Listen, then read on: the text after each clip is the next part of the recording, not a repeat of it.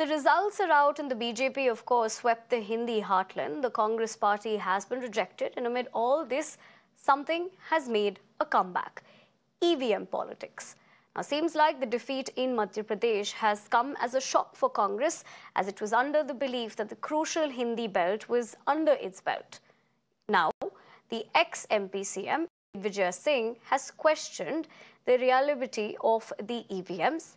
He has claimed that any machine with a chip can be hacked and that he has opposed EVMs since 2003.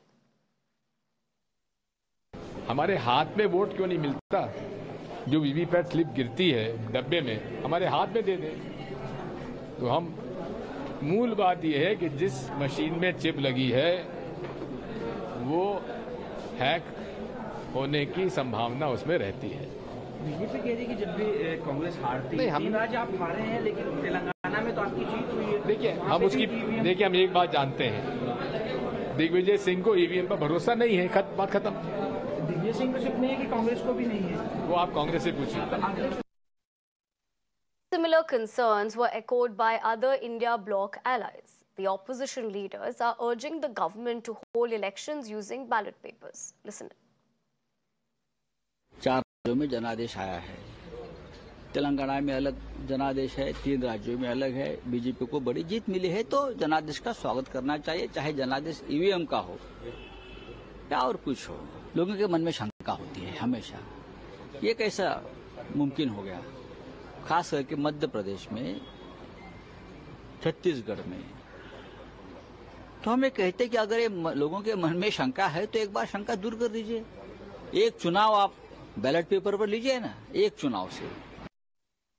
जिस तरीके से America में, Japan में, America हमसे अर्थव्यवस्था में और ताकतवर बहुत है देश हमसे, जापान हमसे बहुत आगे है। अगर वो देश इस तरह की व्यवस्था पर विश्वास नहीं रखते हैं और अगर वहां व्यवस्था बैलेट की, पेपर की है, तो कहीं न कहीं हमें भी अपनाना चाहिए।